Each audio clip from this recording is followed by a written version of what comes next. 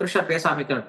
மம யோனிர் மகத் பிரம்ம தஸ்மின் கர்ப்பம் ததாம்யஹம் சம்பவ சர்வபூதானாம் ததோ பவதி பாரத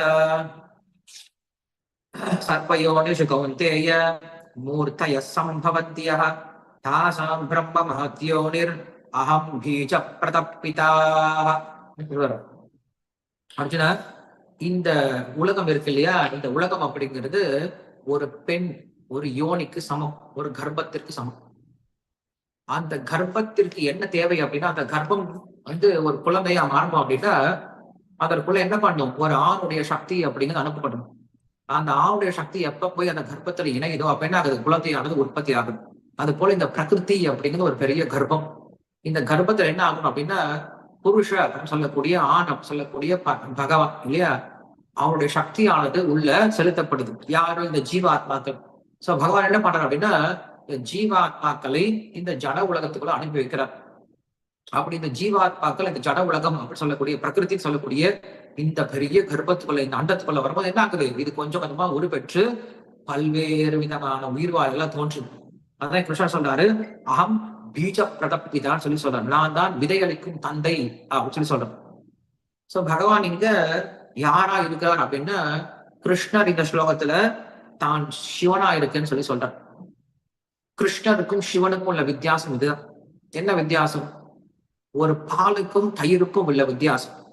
நாம் எல்லாரையும் விளக்கிடலாம். இப்ப பிரம்மாவில இருந்து மற்ற எல்லா தேவதைகளும் வெறும் ஆத்மாக்கள் நம்ம சொல்லிட்டோம், சிவனை தவிர. சிவன் ஆத்மா கிடையாது.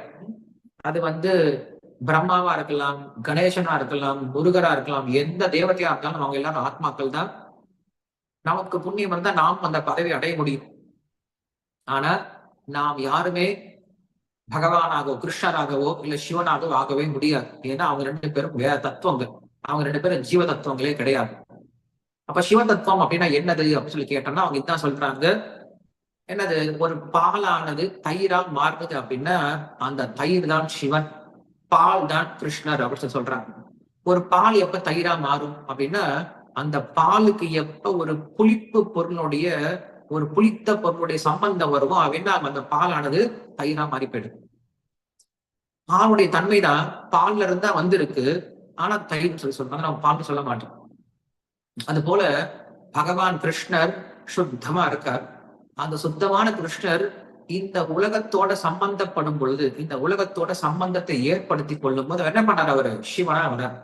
அதே கிருஷ்ணர் தான் இந்த உலக சம்பந்தம், அதாவது இந்த உலகத்தை கர்ப்பம் தரிக்க வைத்து இந்த உலகத்தை படைக்கணும் அப்படின்ற சக்தியோட, சக்தினா பார்வதி, அந்த பார்வதியோட சேரணும், அந்த பார்வதியோட இணைந்து இந்த உலகத்தை படைக்கணும் அப்படின்ற ஒரு எண்ணம் வரும் பொழுது என்ன பண்றாரு, அதே கிருஷ்ணர் சிவனா என்ன பண்றாரு, இந்த உலகத்தோட தொடர்புல இந்த உலகத்தை தோற்றுவிக்கிறேன்னு சொல்லி சொல்றாரு. அந்த கிருஷ்ணர் என்ன சொல்றாரு, அகம் பீஜ பிரதப்பிதா, நான் தான் இந்த உலகத்துல விதையளிக்கக்கூடிய தந்தை அப்படின்னு சொல்லி சொல்றேன்.